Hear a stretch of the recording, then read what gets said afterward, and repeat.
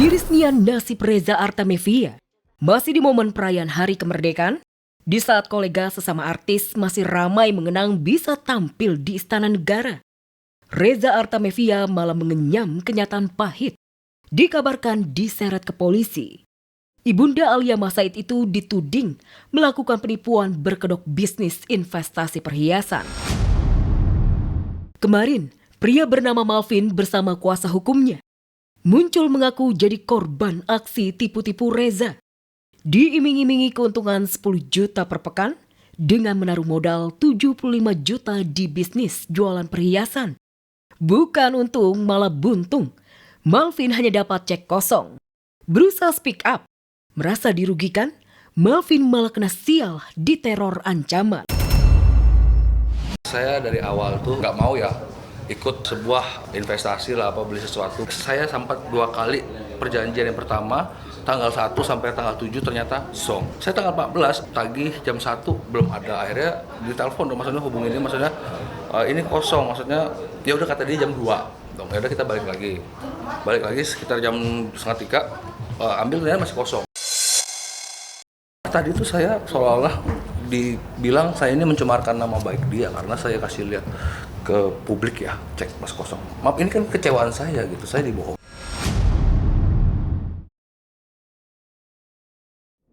Ada apa sebenarnya dengan Reza Artamevia? Masa tua harusnya menikmati hidup tenang bersama cucu?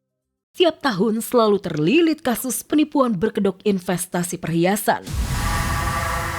Seolah tak pernah kapok, mulai awal Agustus 2026, Reza kembali mengulangi bisnis yang sama, jual beli perhiasan dengan iming-iming menggiurkan.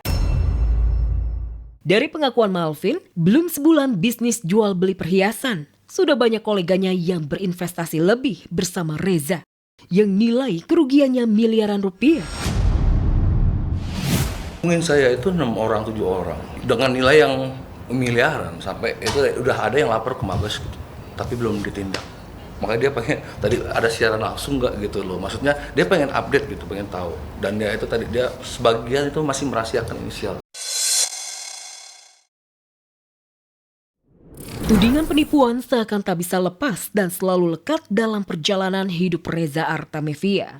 Sejak cerai dari Aji Mas Said, karir keartisan Reza terus meredup. Banyak yang menilai suramnya karir dan bahkan kehidupan Reza adalah karma dari kehancuran mahligainya dengan mendiang Aji Mas Said.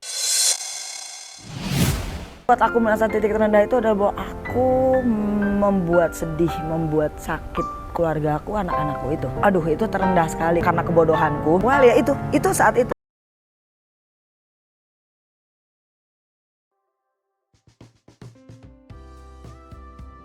Irish Bella dan Haldi Sabri lagi bahagia-bahagianya.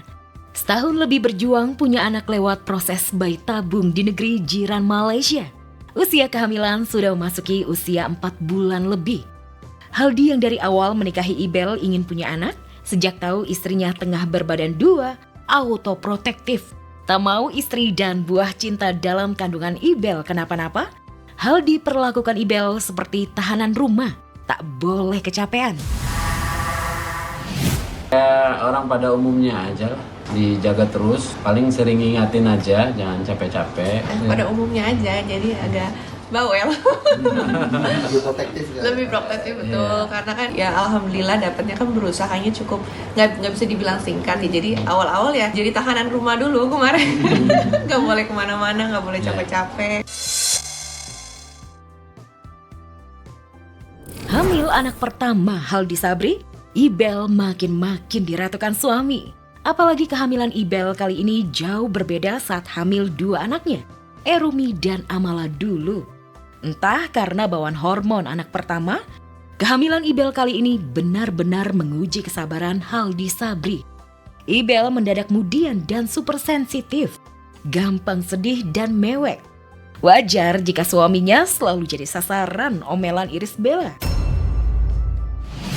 Terus pokoknya hal-hal kecil aja tuh nangis gitu. Lebih sensitif ya? Sensitif banget. Tuh kayak kamu dimarahin mulu ya sama aku ya. Pokoknya hal-hal yang gak penting aja, kayak sibuk ngurusin yang lain, terus akunya gak diurusin, gak telat bales atau apa tuh nangis.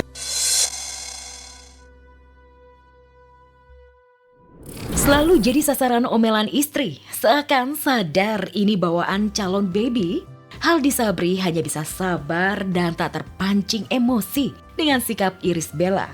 Menurutnya, berdebat dengan istri yang tengah mengandung gak ada untungnya.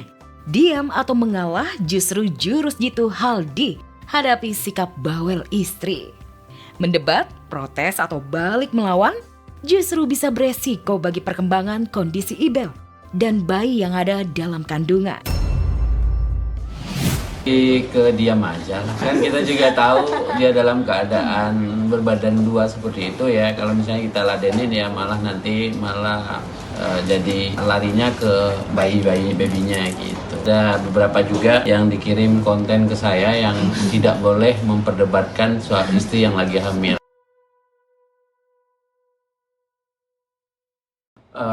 Di Malaysia itu tempat yang kita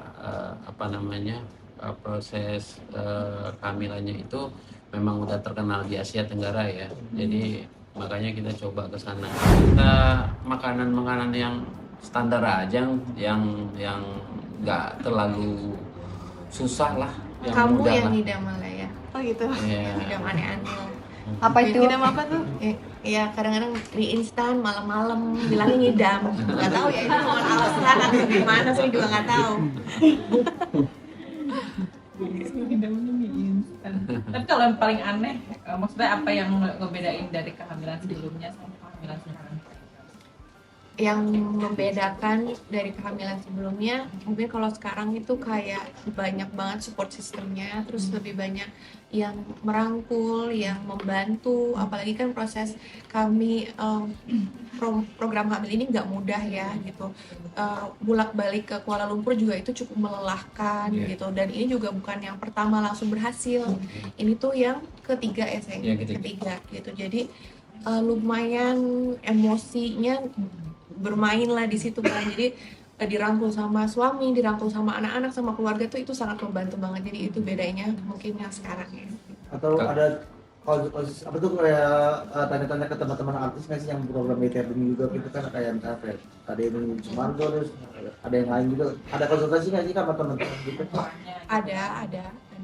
Ya tapi kan nggak bisa disamaratakan semua. Mungkin hanya nanya prosesnya aja, oh nanti akan begini. Tapi situasi orang kan beda-beda. Sikon di lapangan itu beda-beda. Lapangan, iya gitu. Jadi ya mereka cuma paling nanya-nanya aja sama teman-teman. Tapi baik lagi kalau untuk yang kasih support, yang menyemangatinya pastinya keluarga sama dokternya mungkin ya di Malaysia. Ada pantangan nggak sih Kak Ibel dari dokter untuk tabung sendiri ke Kak Ibel? Pantangannya banyak sih, banyak. Pas lagi programnya banyak pantangannya, terus setelahnya juga banyak. Jadi nanti sih akan kita ceritain karena prosesnya panjang, jadi nggak mungkin kita ceritain sekarang. Iya. Tapi setelah kehamilannya nggak ada ya Kak untuk pantangan? Tantangannya sih nggak ada, selain bed rest aja yang dijaga setelah sesudah tindakan sampai sekarang, hanya itu aja sih. Kalau makanan gitu berarti nggak ada dipantau Kak? Nggak ada. Untuk perawatan nih Kak, kan lagi perawatan juga. Setelah punya baby ada batasan-batasan nggak sih untuk perawatan sendiri? Pastinya kalau perawatan ibu hamil kan nggak bisa senormalnya orang lain ya, jadi pasti dijaga hal-hal yang pastinya aman untuk bayinya gitu, jadi nggak bisa semuanya. Tadi kan bilang udah coba di Indo tapi akhirnya dapet di Malaysia. Mungkin alasannya di Malaysia kan ada rekomendasi teman, keluarga atau gimana sampai akhirnya berhasil dari dokter. Kalau di Malaysia itu karena memang rekomendasi teman, terus yang kedua juga di Malaysia itu tempat yang kita proses kehamilannya itu memang udah terkenal di Asia Tenggara ya. Jadi makanya kita coba ke sana. Itu pun masih gagal di awal. Di pertamanya gagal, keduanya baru sukses, berhasil gitu, dan malah hasilnya cukup lumayan bagus. Kita mendapatkan beberapa telur banyak gitu. Yang kedua. Kak Ibel jadi ini nggak sih ngurangin kerjaan juga berarti?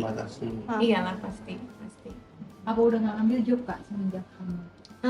Justru sebenarnya pas tahu hamil itu pas kita keluar film ya saya di bioskop itu, itu lagi mual-mualnya banget dan lagi padet-padetnya kan jadwal kan. Jadi setelah itu ya diminimalisir sih sedikit-sedikit, tapi ya mungkin kedepannya ya akan tetap kerja tapi nggak seaktif dulu. Program bayi tabungnya itu sekalian apa nentuin jenis kelaminnya apa enggak? Salah satu kelebihannya dari bayi tabung tuh kita bisa tahu duluan sebelum ditransfer embrionya itu laki-laki atau perempuan. Di PGTA. Oh gitu. Daerah mana maksudnya? Banyak. Maliknya daerah Kuala Lumpur. Oke. Terima kasih banyak. Lancar-lancar ya. Udah, teman-teman. Aman udah dijemput. Oke Kak, bisa dibagikan nih mengenai kabar kebahagiaannya untuk kehamilannya seperti apa? Kita kasih tahu bulan. Kasih tahu aja. Ya. Alhamdulillah, kami punya kabar bahagia yang akhirnya bisa dikasih tahu ya. Gitu. Selama ini kan kita masih diam-diam dulu, belum banyak cerita ke orang-orang, apalagi ke keluarga, karena kan memastikan dulu lah semuanya sehat. Dan alhamdulillah sampai hari ini saya sudah hamil 4 bulan lebih. Hampir 5 bulan. Ya, jalan 5. 5. Alhamdulillah kita menjalankan program IVF atau bayi tabung di Malaysia. Atau di Malaysia. Gak sempat baca? Dengerin aja. Klik icon text to speech, gak pakai ribet di okezone.com.